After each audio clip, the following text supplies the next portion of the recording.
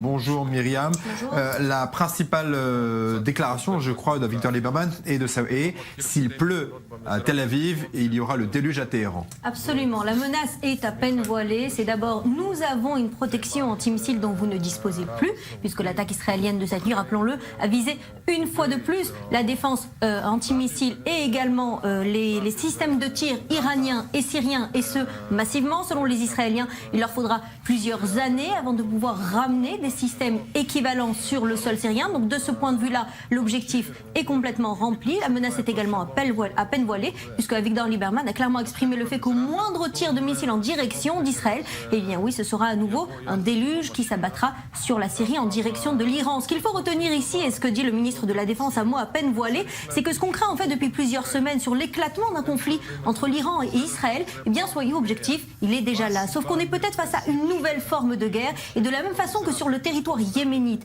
depuis déjà plusieurs années, il y a l'Arabie Saoudite et l'Iran qui se battent, bien que pas sur leur propre territoire, et ça c'est un luxe qu'ils peuvent se permettre, on ne sait pas jusqu'à quand. Eh bien c'est pour le moment ce qui se passe entre Israël et l'Iran, à savoir un conflit ouvert on prévenait d'une guerre entre Israël et l'Iran, finalement elle est peut-être déjà en cours, absolument, et c'est sur le territoire syrien que ça se passe. Ce qui sera extrêmement attendu dans les heures à venir, ce sera la réaction russe, qui selon les Israéliens ont été informés de ces derniers tirs et de ces dernières opérations, parce que, précisons-le, les intérêts russes et iraniens ont été en partie communs ces dernières années, mais à court terme, et les ambitions expansionnistes de l'Iran et son animosité déclarée envers les Israéliens, eh bien là, ça se contredit peut-être avec les intérêts de Poutine. Maurice, le ministre de la Défense a dit c'est la fin de cette première étape. Vous sentez qu'il avait un petit peu envie de tourner la page et de dire c'est fait, point, on passe à autre chose. Il a peut-être très envie, mais les choses ne sont pas aussi simples que cela. Avigdor Lieberman sait très bien que c'est pas point à la ligne, on n'est pas passé à autre chose. Mais la question, elle n'est pas en Syrie. La réponse n'est pas en Syrie, la réponse est à Moscou. Est-ce que Moscou va permettre aux Iraniens de s'ancrer beaucoup plus et surtout de développer des systèmes militaires offensifs? C'est la grande question. Est-ce que Benjamin Netanyahou est revenu de Moscou avec cette réponse? On ne le sait toujours pas. Avec des assurances, on ne le sait toujours pas. Mais la stratégie israélienne a plus ou moins marché, c'est-à-dire de prévenir les Russes qu'un conflit entre Israël et l'Iran pourrait déstabiliser le régime de Bachar al-Assad, et ça les Russes ne veulent pas en entendre parler. Les Russes veulent à tout prix maintenir le régime de Bachar al-Assad, et pour cela ils sont prêts à réduire les ambitions des Iraniens en Syrie, et c'est peut-être le mécanisme qui est en train de se produire. La question, c'est que ça ne va pas se faire en une journée, en une frappe, même si cette frappe était importante. On a parlé de plus de 50 objectifs contre des installations iraniennes en Syrie, mais est-ce que c'est suffisant pour convaincre les Russes qu'il est temps maintenant de mettre un frein à cet ancrage iranien en Syrie? La question reste ouverte. Myriam, en quelques mots, un de nos invités nous attend. Vous souhaitiez réagir à ce que disait Maurice? Oui, absolument. Ce qu'il faut retenir aussi, c'est que le dossier nucléaire iranien n'est jamais très éloigné de la situation actuelle. Et si les Israéliens ont pu intervenir si massivement aujourd'hui en Syrie, c'est parce que justement les Iraniens sont en ce moment un véritable point d'interrogation de leur stratégie. Après le retrait américain de l'accord sur le nucléaire iranien, les Iraniens doivent décider s'ils veulent coûte que coûte garder les Européens dans cet accord et lui donner un semblant de légitimité, ou bien alors tourner le dos définitivement à cet accord. Et parce que les Iraniens n'ont pas encore peut-être la réponse à cette question, alors les Israéliens ont pu se permettre d'attaquer massivement pendant la nuit. Alors avec nous à présent Jean-Marie Collin, directeur France du réseau international des parlementaires pour la non-prolifération nucléaire et le désarmement. Vous êtes également chercheur associé au groupe de recherche et d'information sur la paix et la sécurité. On a entendu il y a un instant le ministre israélien de la Défense dire qu'Israël avait frappé, en tout cas touché, l'ensemble des infrastructures iraniennes en Syrie. C'est une déclaration qui vous semble crédible? Alors, je n'ai pas toutes les informations, évidemment, où on découvre comme vous l'actualité, puisqu'elle se déroule actuellement. Oui, oui, qu'Israël ait frappé de façon assez importante en réaction à ce qui s'est déroulé cette nuit semble tout à fait crédible, puisque Israël a largement les moyens militaires de pouvoir intervenir sur cette zone-là, comme elle l'a prouvé ces derniers mois déjà. L'Iran, toutefois, ne devrait pas être réduit au néant par une nuit de raid.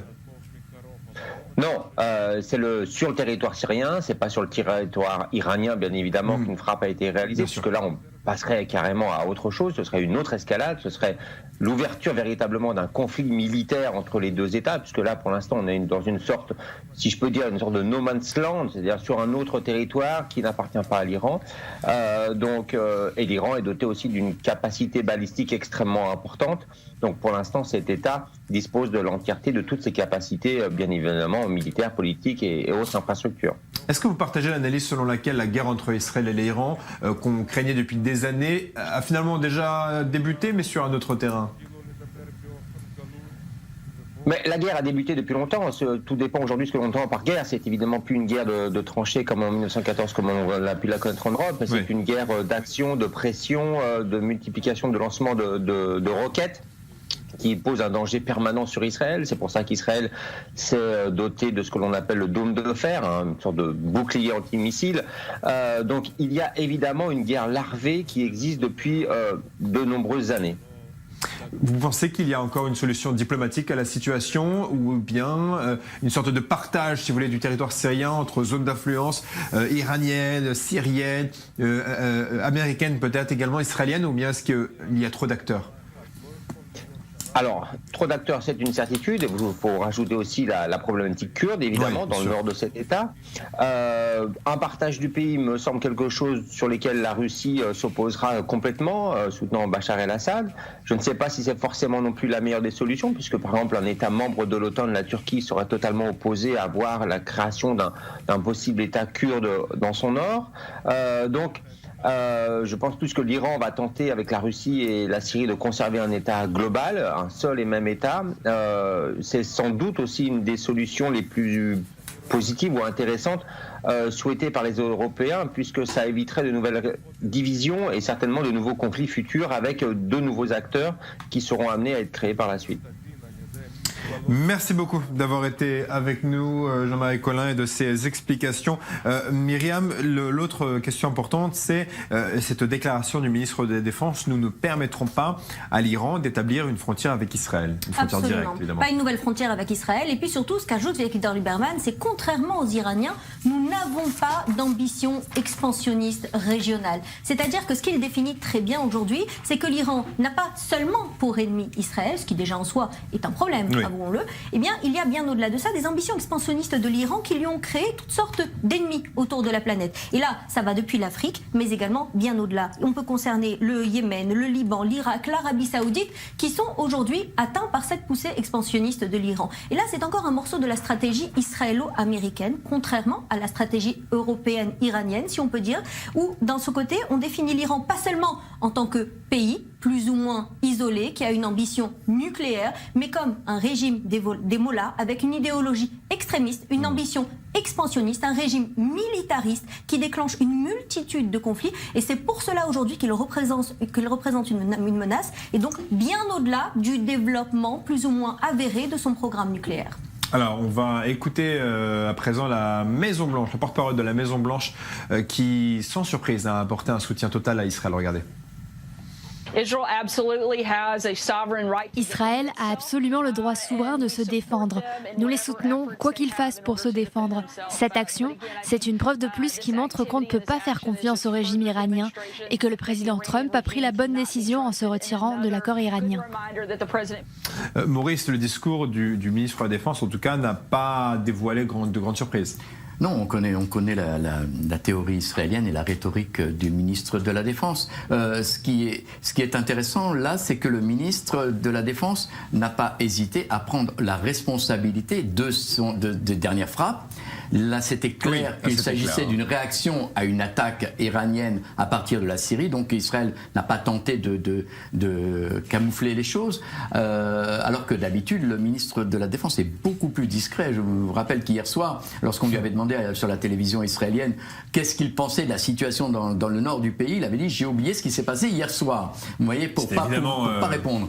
Maintenant, aujourd'hui, le conflit est ouvert, les choses sont claires. Israël ne permet pas à l'Iran d'avoir une attitude offensive en Syrie. Maintenant, la question, c'est que beaucoup de ministres se sont déjà exprimés sur cette question et ont dit qu'ils ne souhaiteraient pas qu'on recommence les mêmes erreurs qu'on a commises au Liban, en laissant le Hezbollah devenir une milice et pratiquement, comme l'a dit Avigdor Lieberman, de prendre le contrôle aujourd'hui du Liban. C'est le scénario qu'Israël ne souhaite pas voir se dérouler en Syrie. Maintenant, la question, est-ce qu'Israël a les moyens de cette politique? C'est la grande question, parce que cette politique-là ne peut être mise en place qu'avec le couvert de Moscou et de la Russie. Sans la Russie, effectivement, les Iraniens n'ont pas grand-chose à faire en Syrie. Avec la couverture russe, peut-être que ça va être beaucoup plus difficile pour Israël d'arriver à ses objectifs, c'est-à-dire à avoir une présence iranienne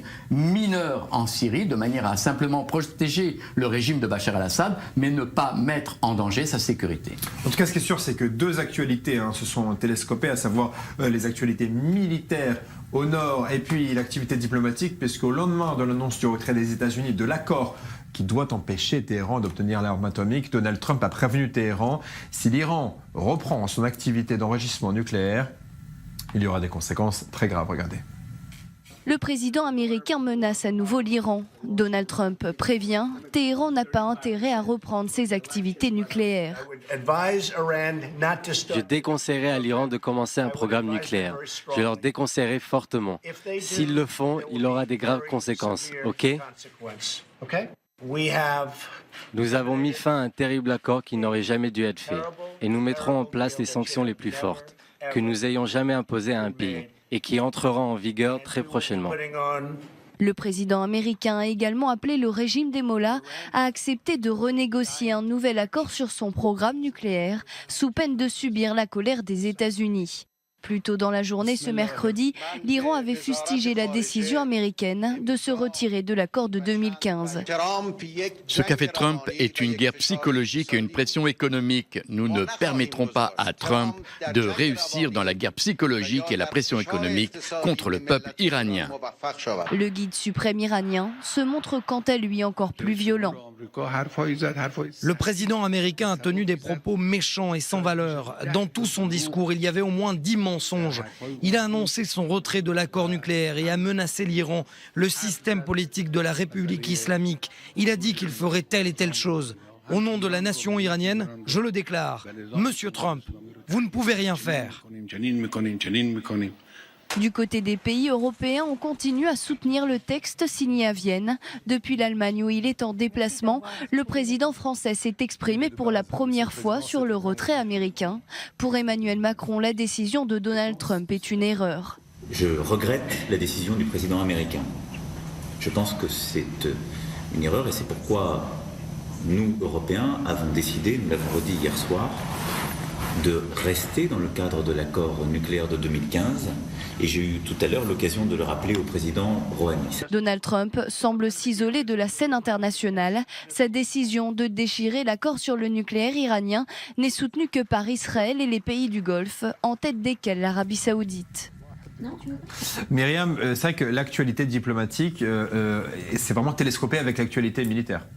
Absolument, mais encore une fois, aujourd'hui, ce qui est en question aujourd'hui, c'est le regard qu'on va apporter sur l'Iran. Est-ce qu'on le considère comme un pays ou bien est-ce qu'on le considère comme un régime dictatorial et militariste dangereux qui essaye d'ouvrir une multitude de conflits à l'extérieur? Et donc aujourd'hui, ce sont deux visions de l'Iran qui s'affrontent. Maintenant, la question, c'est laquelle aura le plus de poids et laquelle sera la plus convaincante. Il faut rappeler que l'accord sur le nucléaire iranien dont parlait ce sujet à l'instant est toujours valide. Il y a 7 signataires, c'est-à-dire les 5 membres du Conseil de sécurité, l'Allemagne et l'Iran. Il n'y a que les États-Unis qui s'en sont retirés. Et donc aujourd'hui, c'est un véritable test pour le poids diplomatique, sécuritaire de aujourd'hui Donald Trump, puisqu'il va devoir se confronter à la Russie, la Chine et à l'Europe pour voir aujourd'hui est-ce qu'il est toujours le seul et unique gendarme du monde ou bien alors est-ce qu'il doit, comme l'espérait Barack Obama en son temps, faire de la place aux autres puissances et coordonner avec elles une action. Le problème là, c'est qu'ils ne s'entendent pas du tout. Donc c'est un véritable test diplomatique à très grande ampleur dont font partie ces opérations militaires sur la vision qu'on donne de l'Iran.